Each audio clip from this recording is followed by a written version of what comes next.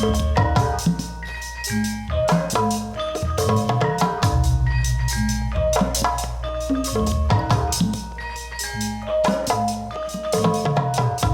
everyone, Sampurasun. I hope you're all in a good condition, sehat-sehat, and surrounded by your loved ones. Good evening, welcome to Jugala Jaipongan official channel. For those who are here for the first time, this is the official channel of Jugala Jaipongan Center, resmi dari Padepokan Jugala. If you're into Jaipongan art, stay tuned into this channel, subscribe, comment, and like. I'm Rahela. I will guide you through today's program. But I'm not here alone. I'm with the two granddaughters of Pak Gugum Gumbira, Lubia and Zakira. Hai, halo semuanya. Aku senang banget bisa nemenin teman-teman sekalian buat menyaksikan serangkaian acara hari ini. Halo semuanya, semoga sehat-sehat terus dan selamat bergabung di JugalaTALKS. Well, Lubia and Zakira, I would like to ask about today's event, JugalaTALKS. What is the background story of this event? Oke, jadi pada tanggal 4 Januari kemarin itu adalah peringatan 1 tahun meninggalnya Papi Gugum. Nah, untuk teman-teman, untuk kita berbagi rasa kepada teman-teman dengan mengadakan event ini. Okay, so as the commemoration of the first year Gugum Gumbira's departure, we held this event so we can together remembering the creations and the hard work of the maestro Gugum Gumbira for West Java traditional art. Betul. Nah, hari ini acaranya akan ada virtual talk show dengan berbagai narasumber yang luar biasa dari dalam negeri dan luar negeri. Setiap para narasumber ini masing-masing memiliki cerita dan pandangan tersendiri terhadap Papi Gugum. Nah, makanya kenapa juga di sini kita menggunakan bahasa Inggris dan bahasa Indonesia supaya bisa merangkul audiens mancanegara juga. Well, let's not wait any longer and start Jugala Talk. First session, we'll watch together a talk show with our first international speaker, Mr. Colin, a wonderful music producer and songwriter. His amazing works have been recognized around the world. The talk show will be hosted by Mr. Ismet Ruhimat, the founder of Samba Sunda, the composer of Jugala. He's been in the music industry for more than 30 years, especially in the traditional genre. Performed in so many countries and worked closely with Pak Gugum Gumbira from the first stage of his career. Tapi sebelumnya, kita akan saksikan terlebih dahulu penampilan tari Jaipongan berjudul Kanialaga yang merupakan kreasi tari terakhir oleh Papi Gugum Gumbira. The latest and the last dance creation of Gugum Gumbira, created in 2019, talks about a female warrior. Please welcome Kanialaga dance.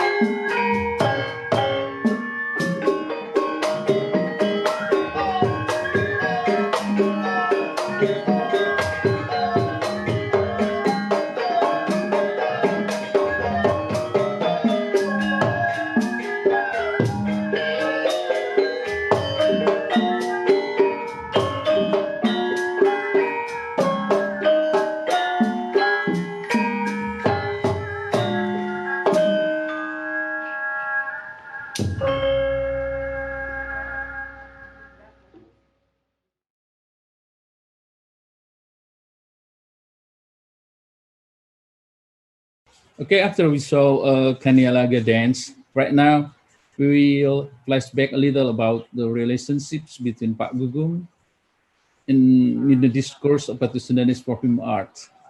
Why we think this is important to see Jugala achievement with the theme of the local expression as a global phenomenon. Currently, I'm connected with the greatest artist from England, Colin Bass. Hello, Colin. Apa kabar? Bye. Hello, Ismet. Can Yes. you hear me? Yes, of course. I can hear you very Okay, clear. this Yeah. is very good. Okay. Basically, yeah, as you know, you're already a long time now more Gugum rather than me. So please tell us about how did you get relationship with Pak Gugum and Jugala basically. Okay, your sound went a little bit there, but let's continue. Okay. It's telling me my internet connection is unstable. I Mm-hmm. think, yeah, the world is a bit unstable.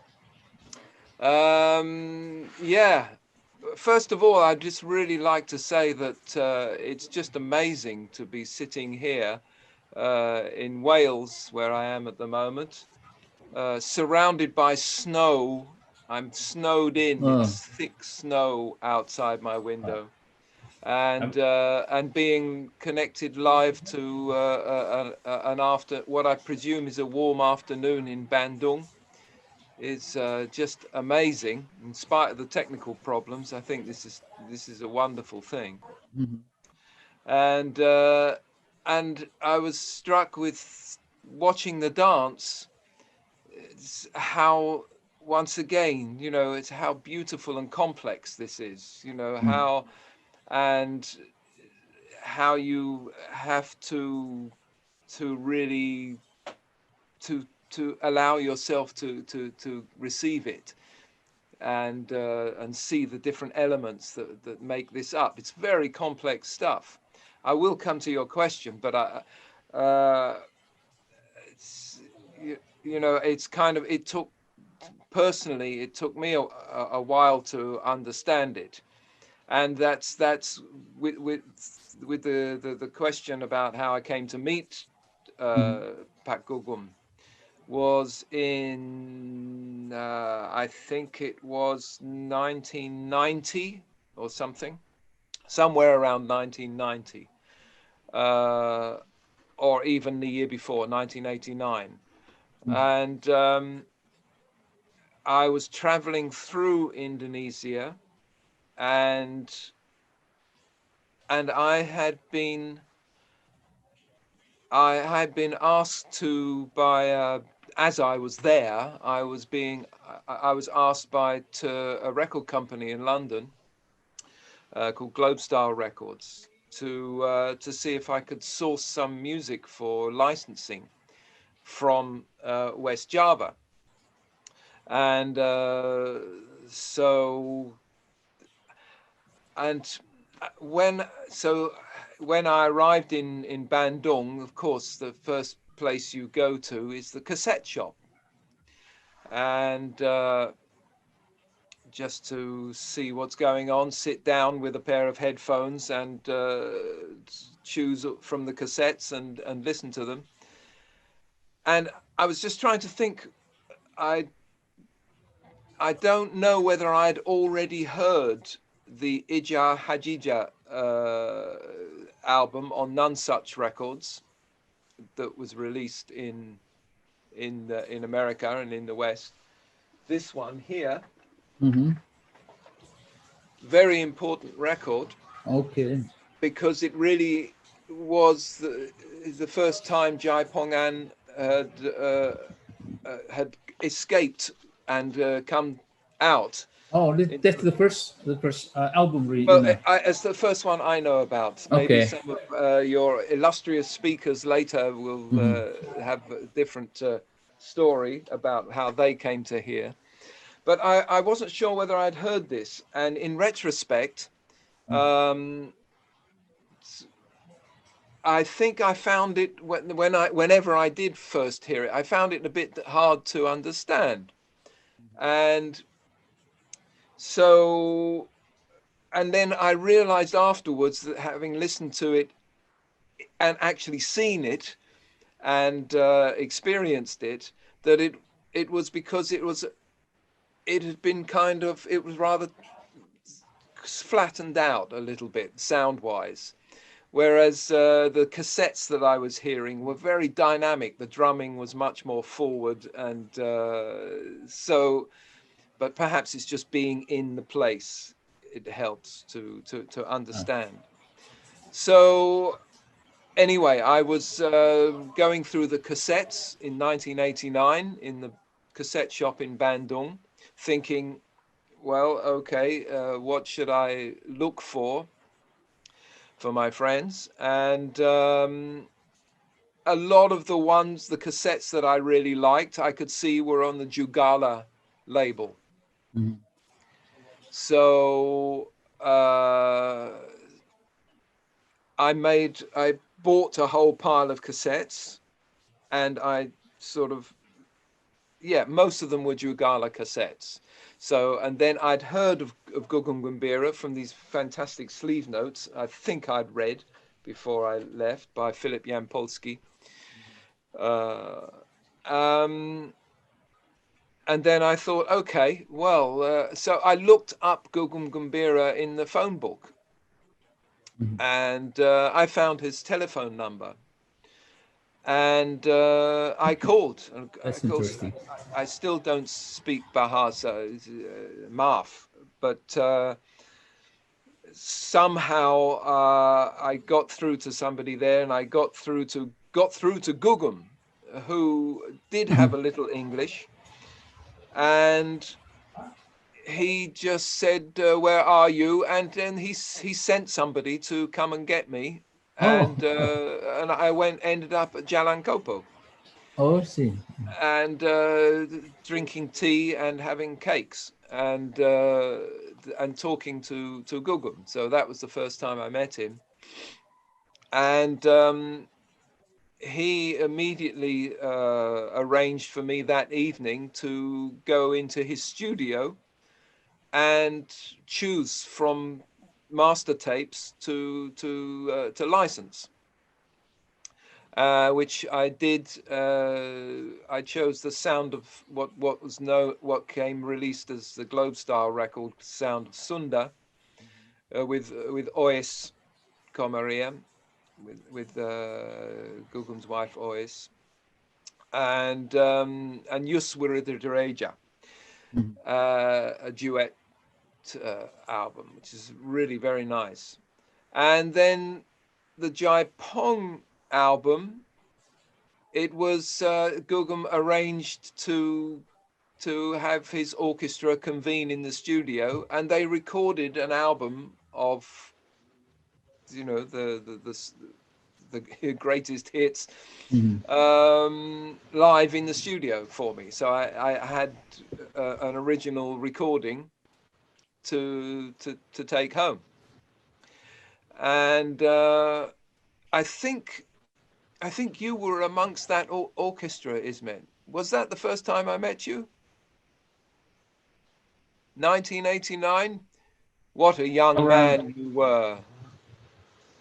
Yes, I was. I'm just I forget. Yeah, it was in 1999, I think. I'm sure. I think you were there, but it was. That's how it is in my memory, anyway. So, that was.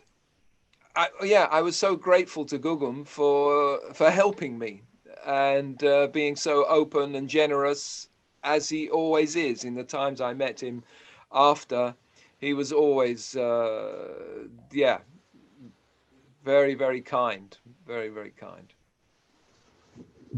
Yeah. So which direction? There's a lot to talk about Gugum, really. You know, it's okay. And then it is something that I'm always wants to know. Something interesting for you, like what is the important things for you as a Western to be involved and to see the situation for the Sudanese music, basically. So what, from the outside?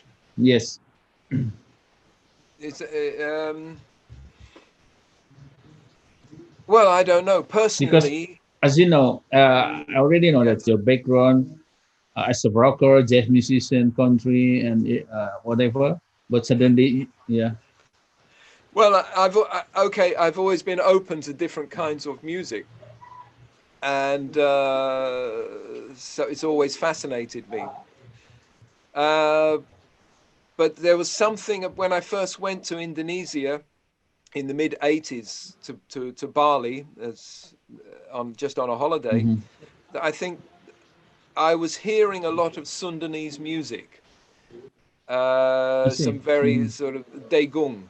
Basically, you hear it in the cafes, and because it's so relaxing, and but there was something about this dagung that was really, really fascinating, you know, and this ended up, and that inspired me a few years later to go to Bandung and seek that out and see what was going on there. And of course, that the dagung is very beautiful. But of course, that's just one facet of one part of the Sundanese music. And I think once you open that box and look inside, there is so much going on there, and it's endlessly fascinating. Yeah. So from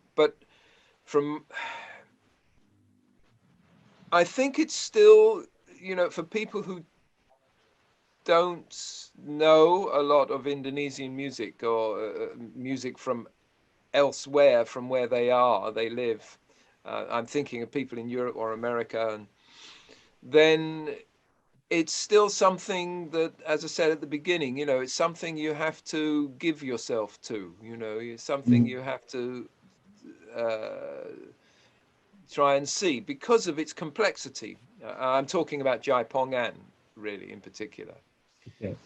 And then You wrote about the Jaipongan in several print media, such as in rough guidebooks, efforts magazine, songlines magazine, and so on. We can feel that your information has been resulted a great effect for the development of the traditional music industry practically.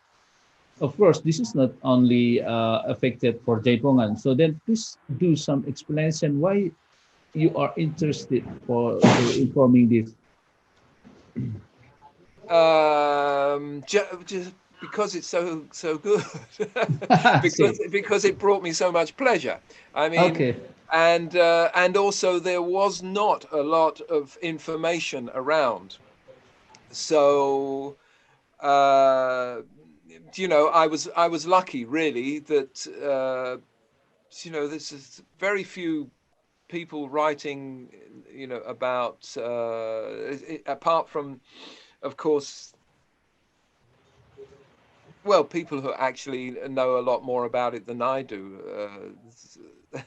Yes, like but that's for the West Japan. but as far as getting it into magazines and writing small articles to try and attract people's attention, then I was lucky that nobody else was really doing that, apart from John Cluley, maybe. Oh yeah, Uh, yeah, I know him. yeah, and of course there are some fantastic things. As later on, people will have the chance to listen to Sian Williams, and she's written a fantastic book about the West Javanese music, particularly Jaipongan. So I mean, she is more authoritative than me. I haven't studied it to that extent. I've just experienced it and enjoyed it, and tried to write about it and say, hey, this is really interesting. Mm-hmm. And because I went to Songlines and F Roots magazine and said, hey, I can tell you about this that nobody else was writing about at the time. Yeah. Then I got the chance to have articles printed about that, and I wrote an article for Folk Roots magazine about Gugum, about my meeting with Gugum, Yeah. and which, yeah, when I look back at it now, it's a little naive, Mhm. but but there again, Yeah.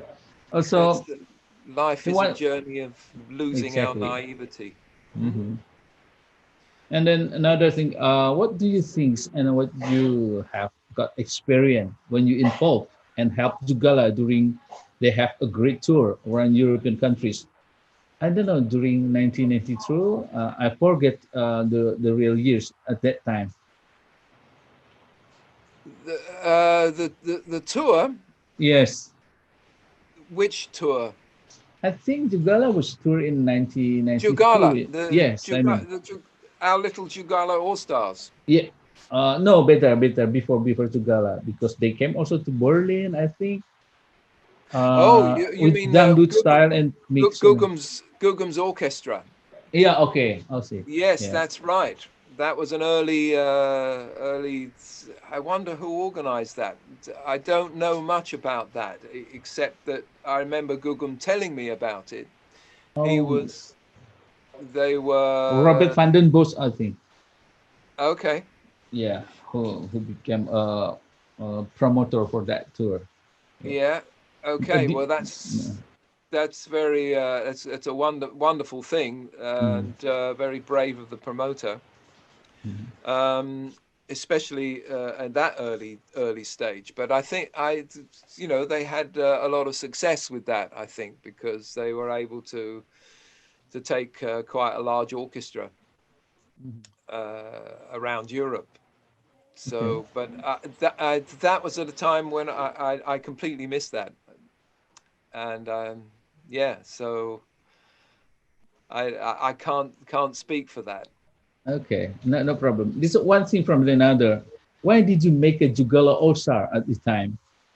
Jugala All Star. Yes, this is Well, the interesting one. as you know, because you know, I recorded an album at Gugum's studio in 1997, and that's when really we met properly, because he got you in straight away, and you organized the rest of the musicians for me, and yeah, that was a sort of totally experimental idea, of course, because it was just this is not really in the canon of West Javanese music. It's just I was writing some pop songs and getting inspired by West Javanese music, and wanting to have those sounds. But that was kind of just my pop songs that I'd prepared earlier and then performed with you in the studio.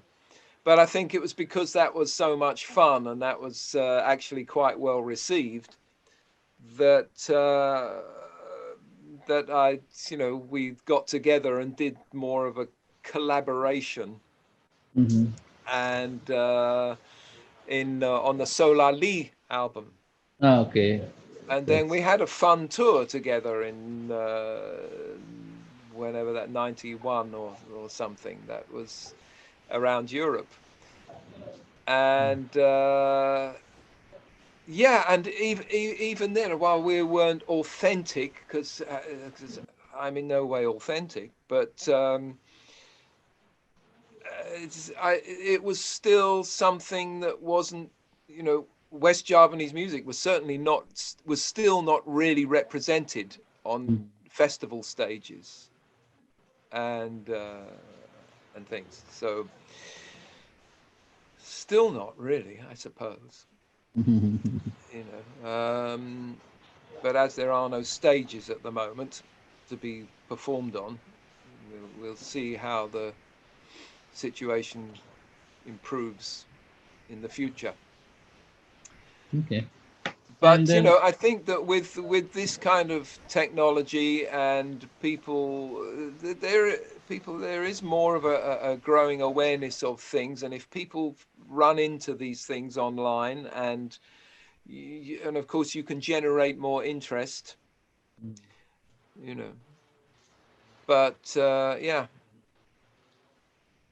I think I'd sort of like to turn this around a little bit just while I got the chance, Ismet, because, actually, I think you knew Gugum very well. He was your mentor. He was, and so, what does Gugum mean for you?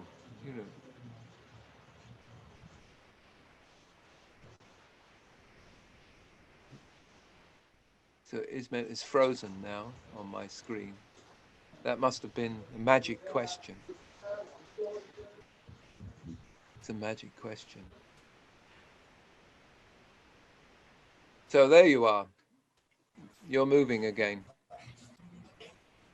So because actually you knew Gugum much better than I did. And then every time I met Gugum afterwards, you were there. And so I think it's clear what a legacy he has left, because you're carrying this on with Samba. So there you are. You're moving again. So because actually, and now I can hear myself talking. So okay, are we live now again? Okay. You there is two more questions basically. And then every time I met Gugum afterwards, you were there. Okay, and, I think let's just catch up. I think it's clear what a legacy he has left, because you're carrying this on with Samba. So there you are. You're moving again. So actually, And now I can hear myself talking. Okay. Okay. See, Are we what's back live? okay? Yeah, it's about another two more questions. Go Uh, ahead, Ismet. I'm yeah. sorry. No, no. What's the important thing for the current Jugala to develop with the generation after Pak Gugum and Mrs. Ois left us? Well, I think as I just said, I think you're an integral part of this. You know, you're an important part of this because with the Samba Sunda and your work at the STSI, and the beautiful Samba Sunda Junior. You know, this is the development of that has been wonderful to see, and this is, I think this is the way forward. It's that balance. It's that balance that Gugum achieved of this assimilating elements of popular culture into the tradition, so that the tradition is still strong and that the tradition is the root of everything. And I think that this is the way forward. This is the way forward for any interesting music around the world, really, is that to remember the roots and to carry on the roots and to allow the roots to breathe, so that the roots aren't just in a museum. That's And my answer also to your question. during you were with Catherine in Karawang, for example, we saw together about the Bajidoran style. Yes. Yes, and then so from your Western view, what's the difference with the Jugala style with the Scandinavian style? Okay, the Bajidoran. Jugala style is refined. When we went to see the Bajidoran, that is you know, Malam Minggu dance in somewhere, Okay. I forget where, and that was mind blowing. Actually, that was just amazing because it was just intense. It was loud, and it was really, and that was something I was thinking, gosh, if you could take that and transport it to a festival stage at WOMAD or something, people would just go completely crazy. It would be amazing because it's like it's unstoppable. It's a juggernaut, and just visually, audio wise, it's just amazing. But of course, you'd have to transport all their speakers and all their Equipment, yeah. distorted amplifiers and things like that, because that's part of the magic, and also part of the magic is the people there enjoying it. And so obviously, this is much more. I don't know. It's much more heavy. Okay. So, but the Bajidoran, It's, I really enjoyed. I'm so grateful that you took me there. It's a great experience. Okay, you've frozen again, so.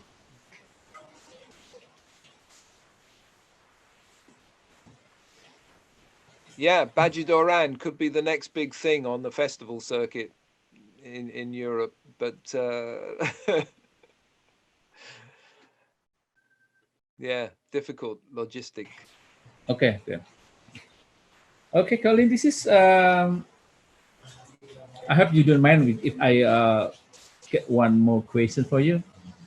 Go ahead. What, yes, and what is the most difficult at this time to get the opportunity to do activity abroad, basically for Jugala? Well, I think at this time it's everything is difficult. Oh, here comes Studio 2. Yeah, everything is difficult. So it's I don't know. You know, people ask me quite often, "What's you know, when are you going to tour again?" and things like that. And I just have to say, you know, I don't know. Mhm. We have to see how this global situation works out, and we have to see how things can regroup. Because in order for it's a band, an ensemble to tour, it's all the logistics have to be in place. It's not just the musicians going out and playing. Yeah, of course. It's a whole thing. It's an organization, and the organizations are all frozen. Mhm. So we have to wait and see. You know, I'm optimistic that things can regroup, and that you know that the advances can continue. You know, the advances that the internet has brought, and so that people can find out more easily about different musics, and so and we just have to keep trying, really. Yeah, of course. Keep Yeah. So keep, now, keep of- networking. yeah, of course. For the next May also, Jugala will be have like reinventing for Jugala because Jugala wants to get more reactivated again. Will be Yes. reactivated, and then we will have a new name called the Jugala Centers. All right. So I think now we will do with all the generation after Pagugum left us, and then yeah, something more have a new energy of that. So I think we have to start it this years and to see some opportunity right next years. Yes, yes, yes. Well, that's the thing. You have to keep generating. You have to keep the faith. You know, you Mm. have to keep doing it. And I think that as you've got the base at Jugala, and you've got the spirit of Gugum and Ois there, Mm. and Gugum's family still carrying on, I think that this is a very strong foundation, Okay. and this will make things possible. This will make Yeah. things possible. And also the younger generation coming up, learning the dances, learning the music. You know, I mean, just watching the dance at the beginning of the program, it was wonderful. The Yeah. dancer, I didn't see who that was, but the dancer, and of course, it's wonderful to see the orchestra sitting there. Yeah, it's very strong stuff, and it's becoming. I think there's more and more opportunities will arise in the future. Yeah. I think why we have to keep that because like a few weeks, no 2 weeks before Pak Gugum left us, we're always thinking what is the left to discover, what is the left to discover. So at the end, he made one great choreography called the Jalak Ngejat basically. So I think yeah, that's the energy for us. Even Pak Gugum still already get to the heaven.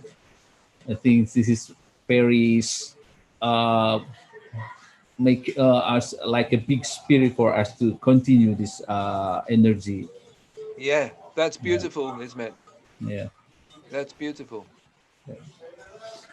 So, Colin, I think I should finish it because also I'm sure you already have another program for this time. I've Uh, got to go and feed the farm animals now. okay, yeah, yeah. I wish I could to be here. I said to help to feed your animals. They're in the snow and they're hungry. Oh wow, yeah. Of course, yeah. Thank you very much, and then please say and my warm regard for Katerina, and also, I and will then do. I hope we can meet again with Jugala in here in Bandung or even in Wales also. Let's Of course. say let's say with the Jaipongan, life makes sweets. I hope so. Thank you, Colin. Bye bye. Bye bye. Bye bye. Bye.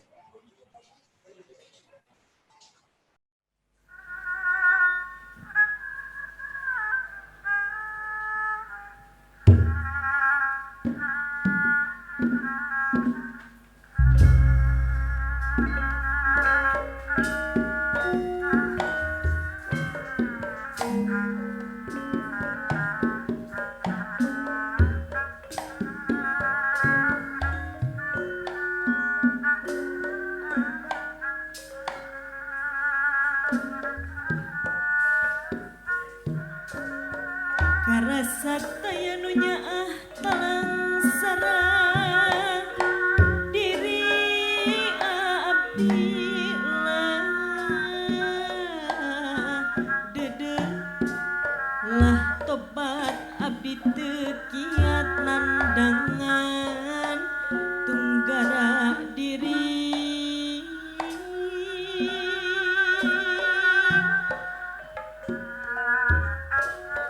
lahan taya daya hirup ge di sapu batur manis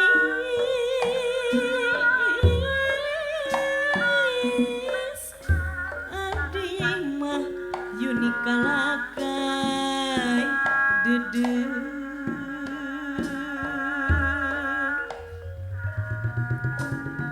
abdi mah yunikalakai maburak ke bawah ku angin junjunan kahujanan kaibunan ge pantes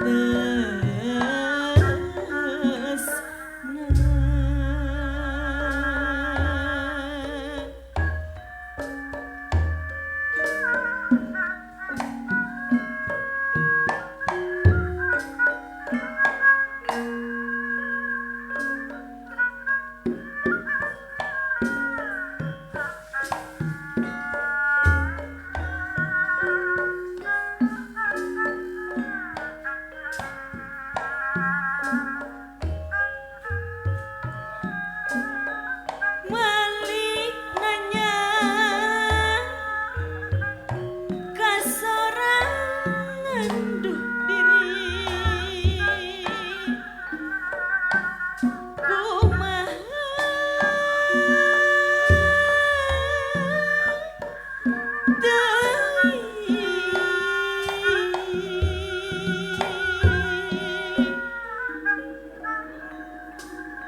lamun kiasa terasna samara bisa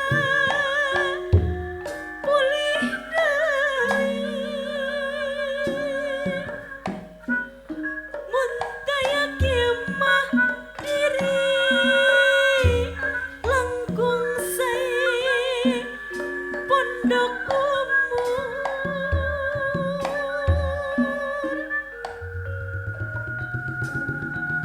manis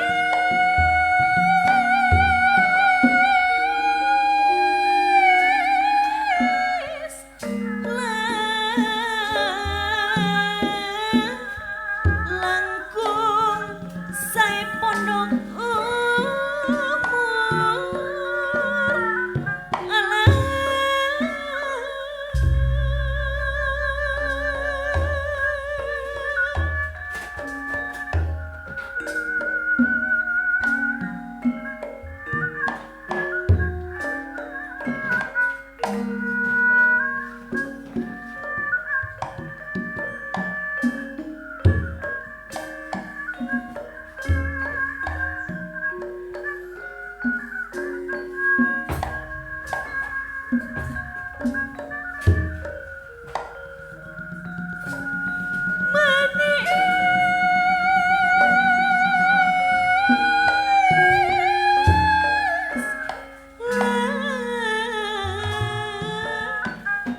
najan awet pun rajin mamatak bae gering dirilah tobat abdi teu kiat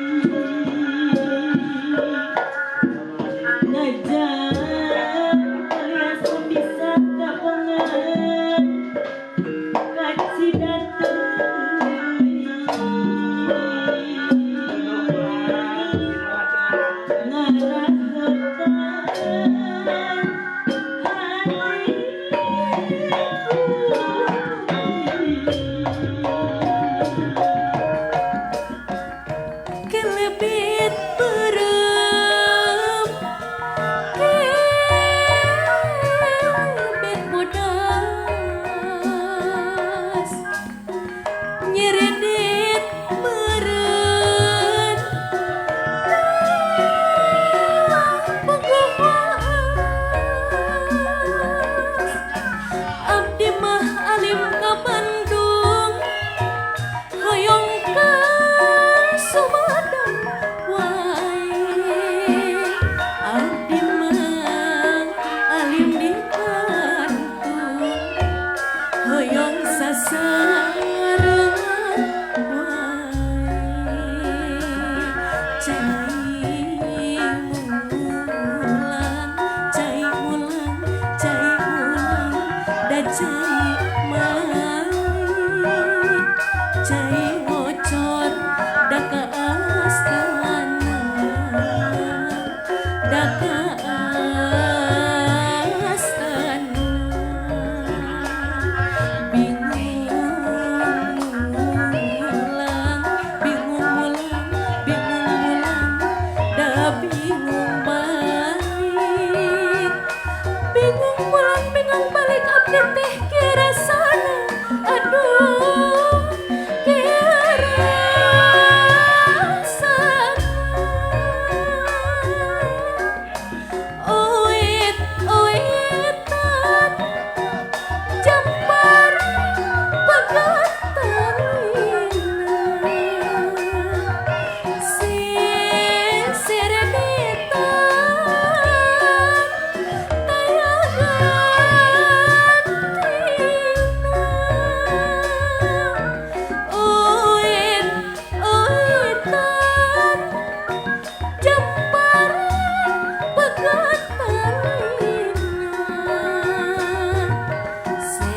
Seredetan, seredetan sote kaya gantina.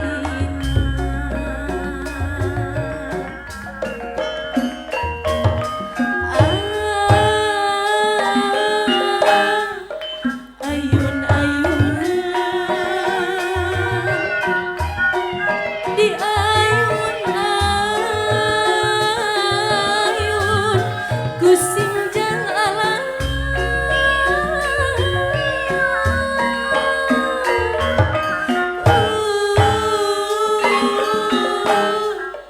Ukur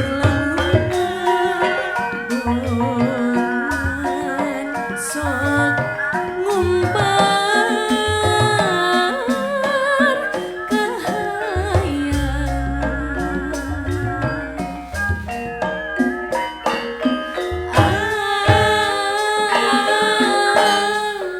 ayun-ayunan, dina